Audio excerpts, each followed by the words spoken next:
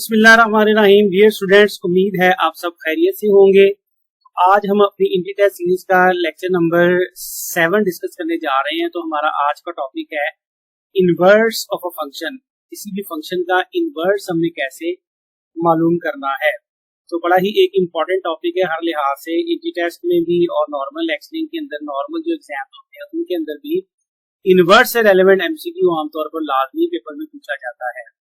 तो चलिए फिर आज का लेक्चर शुरू करते हैं। Inverse of a function. तो सबसे पहले हम इनवर्स ऑफ अ फंक्शन की डेफिनेशन को समझने की कोशिश करते हैं। तो इनवर्स की हम डेफिनेशन कुछ इस तरह से करते हैं कि if f is a function from if f is a one function from a set x onto set y. जैसे टाइप ऑफ फंक्शन में मैंने आपको वन फंक्शन का भी बताया हुआ है और ऑन टू फंक्शन का भी बताया हुआ है। लेकिन तो आप मेरा पिछला लेक्चर जाके एक दफा देख लें, इसमें मैंने टाइप्स ऑफ फंक्शंस को डिस्कस किया हुआ है। एफ हमारे पास एक फंक्शन है जो वन भी है और ऑन टू भी है, ये बाइजेक्टिव फंक्शन है। F is a function from set x to set y and f एक ऑन टू फंक्शन है और वन फंक्शन भी है। वहां मैंने आपको बताया था कि ऐसा फंक्शन जो वन हो और ऑन टू हो, सिर्फ उसी का ही इनवर्स एग्जिस्ट करता है। तो देन एफ इनवर्स फिर हमारे पास एक फंक्शन होगा from set y to set x। यानी इसकी प्रॉपर डेफिनेशन हो जाएगी कि f is a one function from set x onto set y, that is f is a function from set x to set y। Then f inverse will be a function from set y to set x। यानी जो x से y की जानिब एक function होगा, जब हम उसका इनवर्स लेंगे तो वो y से x की जानिब, यानी जो डोमेन होगी वो रेंज बन जाएगी, जो रेंज होगी वो डोमेन बन जाएगी। यानी that is f inverse will be a function from set y to set x. अब उसके बाद है हमारा next topic, how to find inverse of a function. किसी भी फंक्शन का इनवर्स हमने कैसे मालूम करना है।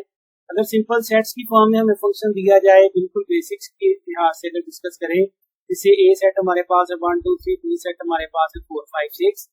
एफ मैंने एक फंक्शन डिफाइन करवाया जिसमें 1 को 4 के साथ रिलेट कर लिया, 2 को 5 के साथ एंड 3 को 6 के साथ रिलेट किया। तो is a one function and onto function, यानी बाइजेक्टिव फंक्शन है।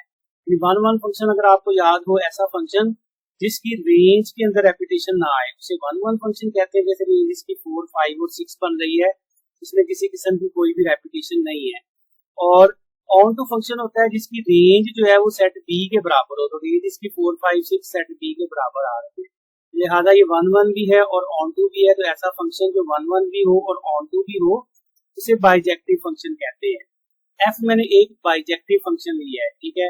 फिर एफ का इनवर्स क्या होगा हमारे पास, सिंपल जैसे मैंने ऊपर बताया कि जो डोमेन है वो रेंज को डोमेन बना लेते हैं।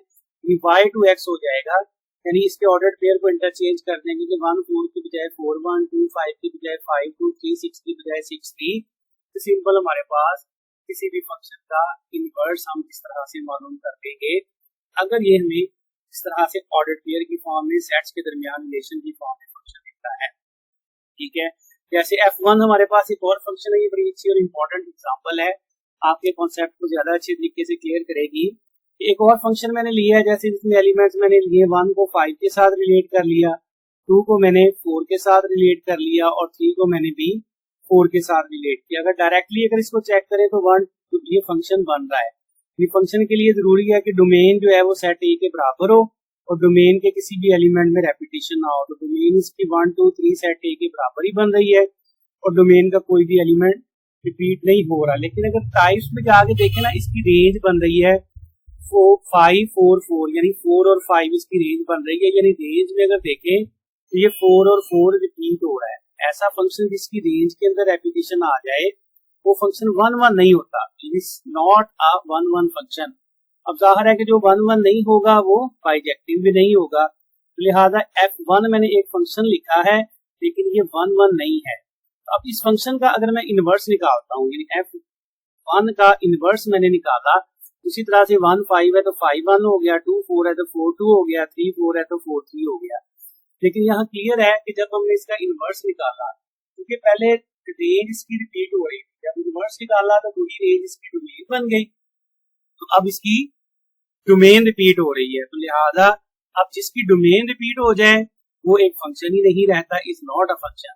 तो फिर यहाँ से हम कह सकते हैं कि inverse of only bijective function will be exist. ये बड़ा इंपॉर्टेंट एमसीक्यू है कि जो फंक्शन बाइजेक्टिव होगा उसी का इनवर्स एग्जिस्ट करेगा, जो फंक्शन बाइजेक्टिव नहीं होगा उसका इनवर्स भी एग्जिस्ट नहीं करेगा। ये बड़ी एक इंपॉर्टेंट चीज है, एमसीक्यू में पूछी जा सकती है।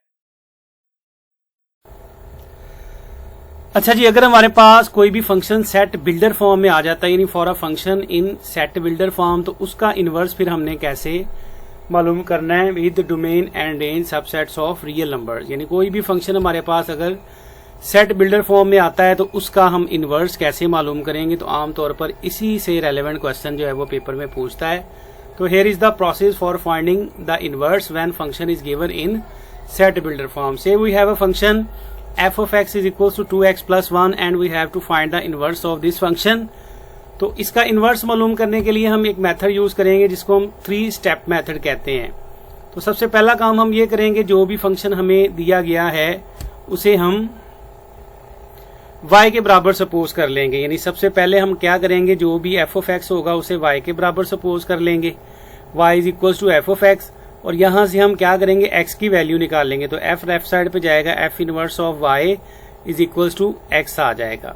फिर दूसरे नंबर पर आपने क्या करना है, इस f of x की जगह पे y जो उसकी वैल्यू है वो लगा लेनी है और इक्वल्स टू 2x प्लस 1 वैसे का वैसे ही।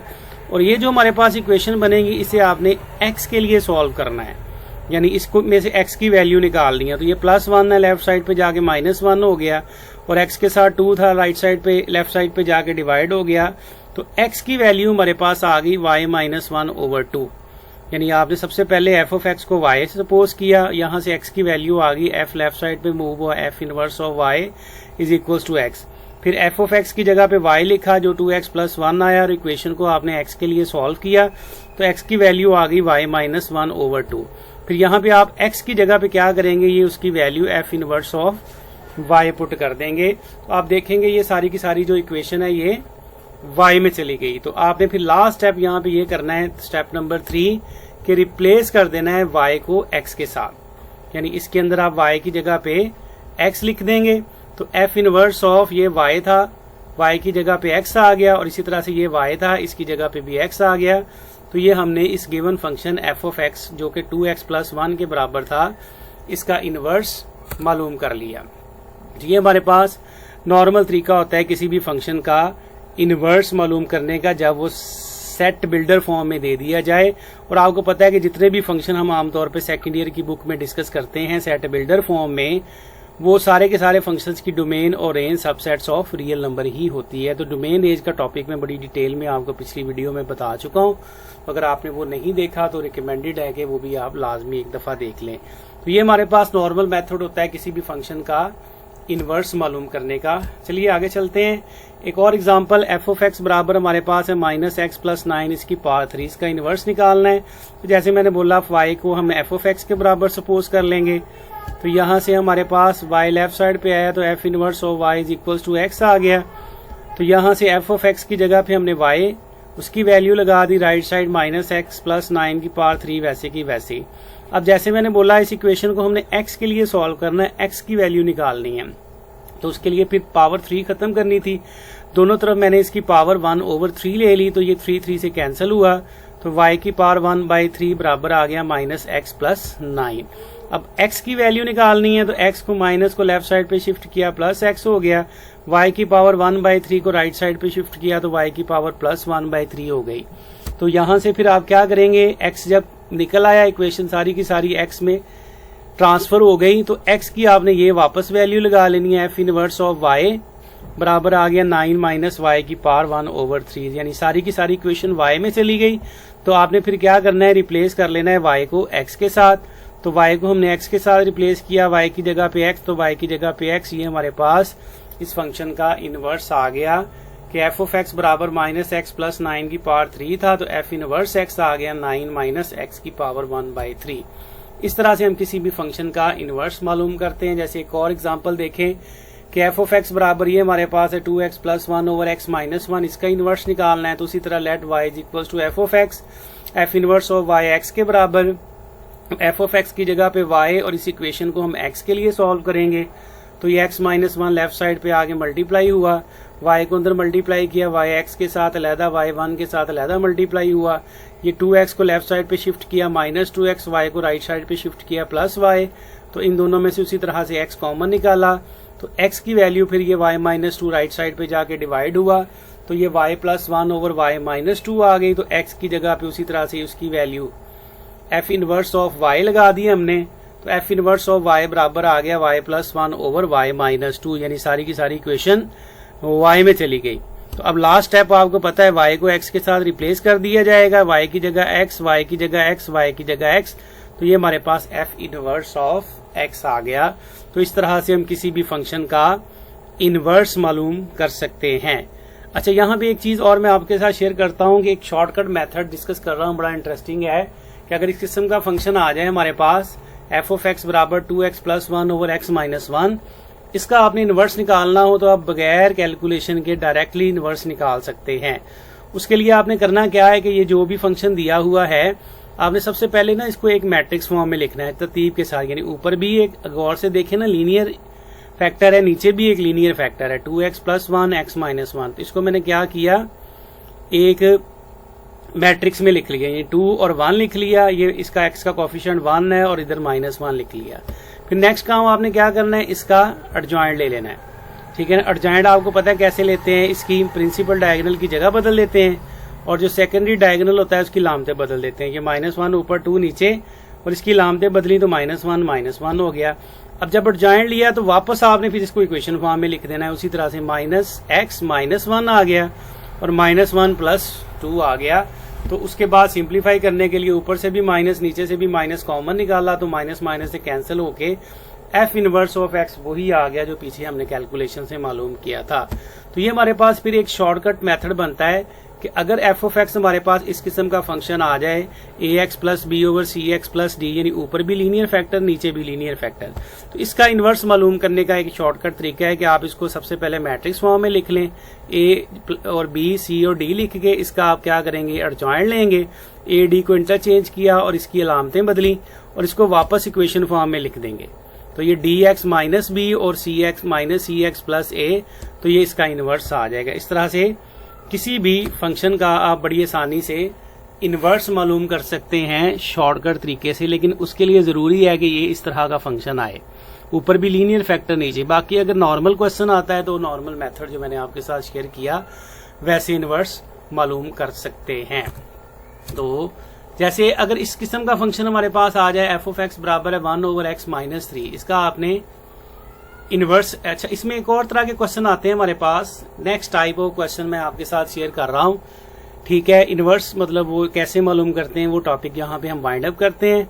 ये नया हमारे पास टॉपिक आ रहा है कि अगर f ऑफ x बराबर हमारे पास एक फंक्शन है 1 ओवर x माइनस 3, तो दूसरी टाइप के इसमें क्वेश्चन आते हैं कि इसकी डोमेन बतानी है आपने इनवर्स निकाले बगैर, ठीक है। f ऑफ x बराबर है 1 over x minus 3, then domain of f inverse of x क्या होगी या range of f inverse of x क्या होगी।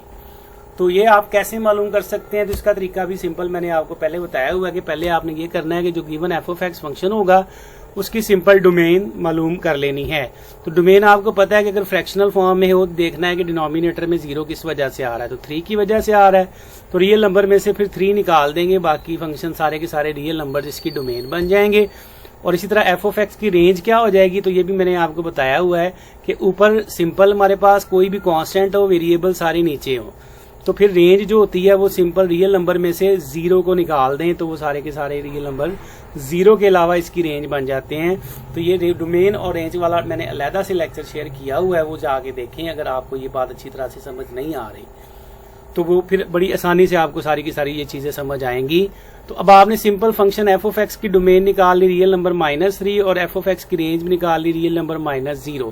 तो अब आपने इनवर्स की निकालनी है, तो जैसे मैंने बताया जो रेंज होती है वो डोमेन बन जाती है और जो डोमेन होती है वो रेंज बन जाती है।